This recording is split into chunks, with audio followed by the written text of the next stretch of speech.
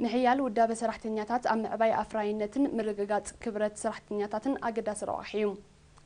وانوي بدهوتات سرحتنياتات ألليخا وتاوي معبالة نممصا دما قوبايتات مكياد وسانيو بفدريشن سرحتنياتات مقوعزيان مراخبيتات جمير زولو قوبايتات فدريشنات مبار كساب زمت زوالح حدار كقلص المهانو تفليت اللهم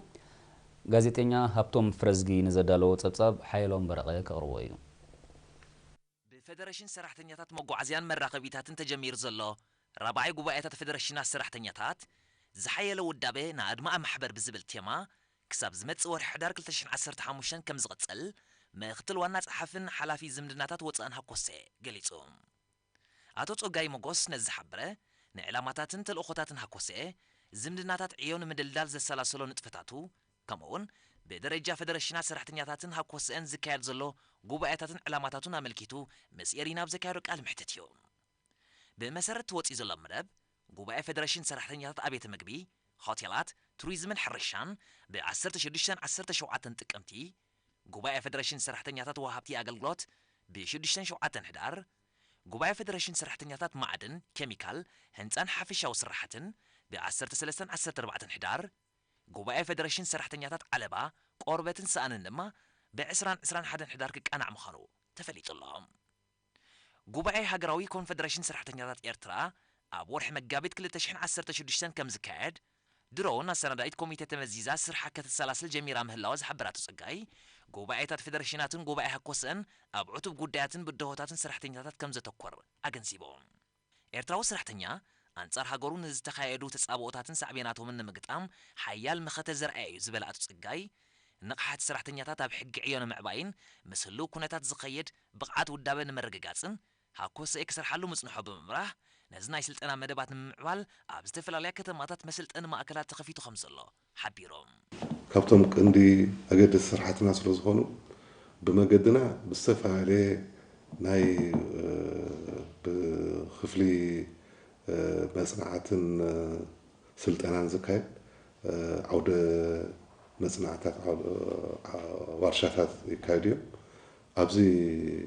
ትምህርቲ ዝኻ ትቐንዲ ርእስቲ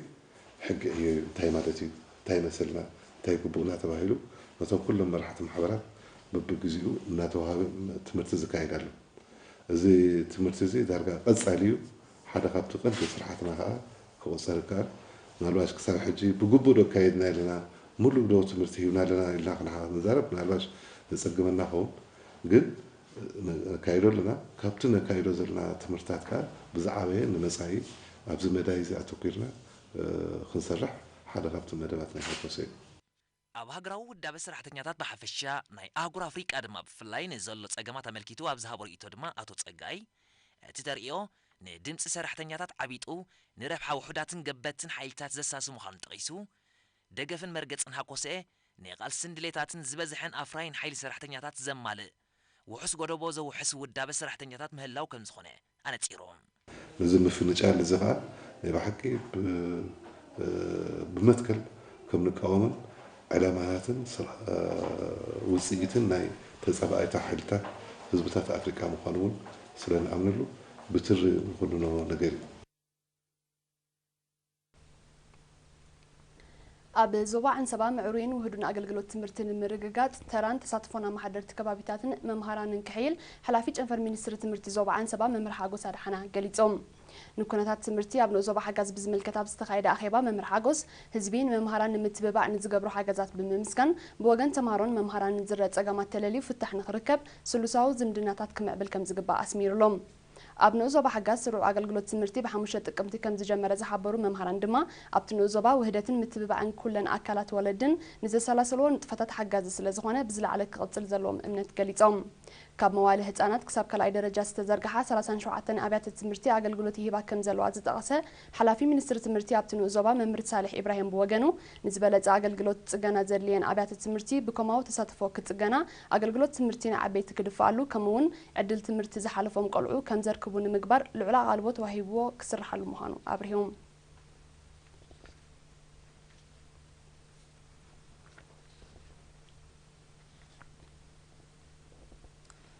ህዝቢ ተሪዮታት ገበን በምክልኻል ሰላምን ርጋትን ከባቢውን መውሓስ ምስ ፖሊስ ዝገብሮ ምትሕብባር ከዛይድ ኣዘዝቲ ካልኣይን ሳልሳይን መደበራት ፖሊስ ምስ ነበርቲ ንኡዞባ ኣባሻውል ኣብ ዝገበሮ ርክባ ዘኻኺሮም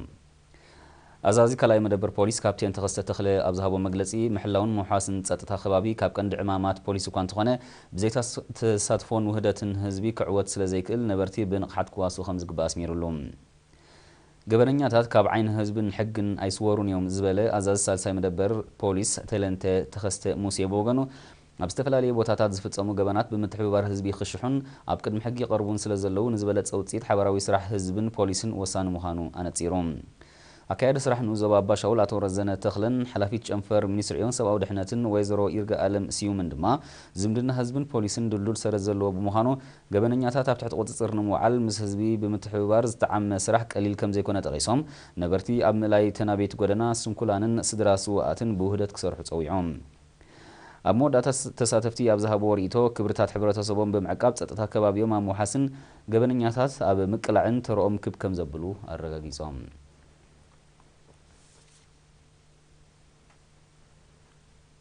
ነበርቲ እንዳገርጊስ ንኡዞባ ዓዲ ኋላ ሕማም ዓሰውን ምክልኻል ዘካይድዎ ዘለዉ ንጥፈታት ጽቡቕ ውፅኢት ስለ ዝረኸብሉ ብዝለዓለ ክቕጽልዎ ምዃኖም ገሊጾም ንሳቶም መራብሒ ጣንጡ ጎዳጉድን ዕቋር ማይን ብምድፋንን ካልእ ንጥፈታት ፅሬት ብምክያድን ሕማም ዓሰውን ምክልኻል ከካይድዎ ብዝጸንሑ ንጥፈታት ተሪዮ ናይቲ ሕማም ኣዝዩ ከም ዘንቆልቆለ እዮም ዝሕብሮም ኣመሓዳሪ እንዳገርጊስ ኣቶ ኣርኣያ ይዕብዮ ህዝቢ ንዘርእዮ ዘሎ ተበግሶን ተወፋይነትን ብምንኣድ ኣብ መጻኢ ብዝለዓለ ክቕጽልዎ ዘለዎ ጽኑዕ እምነቱ ገሊጾም